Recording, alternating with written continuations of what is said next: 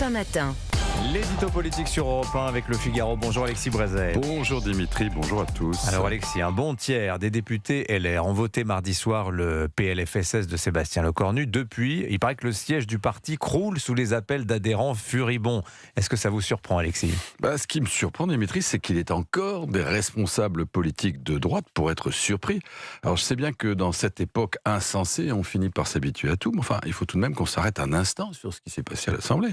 Des élus réputés de droite, qui se sont engagés en politique pour défendre des valeurs d'effort et de responsabilité, qui depuis toujours dénoncent cette gauche qui fait porter le poids de sa démagogie sur le dos des générations futures.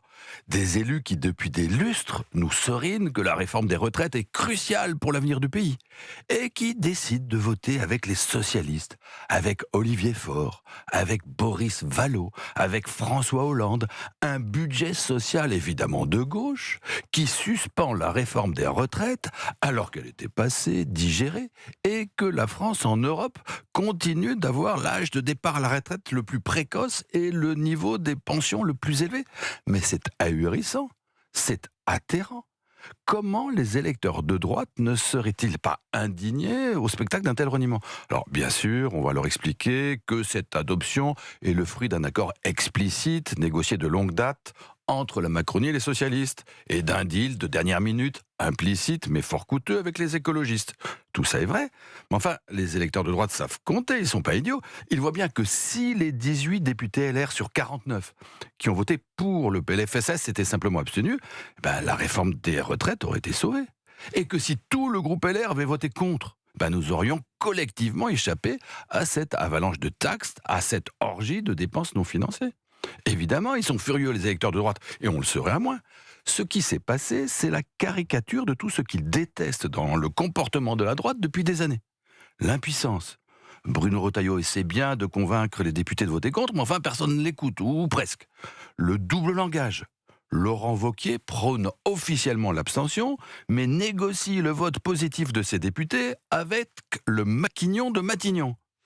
Et pour finir, la lâcheté de ces élus qui nous parlent de stabilité, mais qui ne pensent qu'à rester bien assis dans leur fauteuil de député. On ne peut pas leur reprocher de vouloir échapper à une dissolution, tout de même, Alexis. Vu le niveau du Rassemblement national, elle serait fatale à la majorité d'entre eux. Mais ils ne risquaient rien. C'est ça le plus fou. Puisque Sébastien Lecornu avait prévenu qu'en cas de rejet de la loi, il ne démissionnerait pas. Pas de démission, pas de dissolution. Ils auraient très bien pu afficher leur opposition, ça coûtait pas cher et les électeurs étaient contents. Parce que ce Rassemblement national qui leur fait si peur, il va bien falloir l'affronter à un moment ou à un autre. Et pour commencer, là, au municipal. Et qu'est-ce qu'ils vont dire aux électeurs de droite ?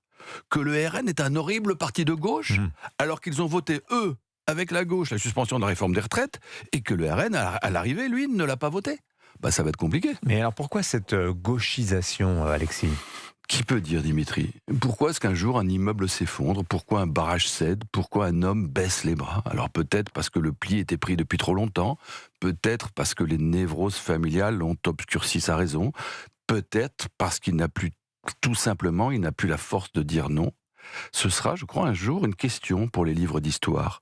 Pourquoi la droite, qui a résisté à Macron quand il était au plus haut et qu'il menait une politique économique somme toute acceptable, pourquoi a-t-elle décidé, au moment du naufrage, de monter à bord pour couler avec lui ? L'édito politique sur Europe 1. Merci beaucoup, Alexis Brézet.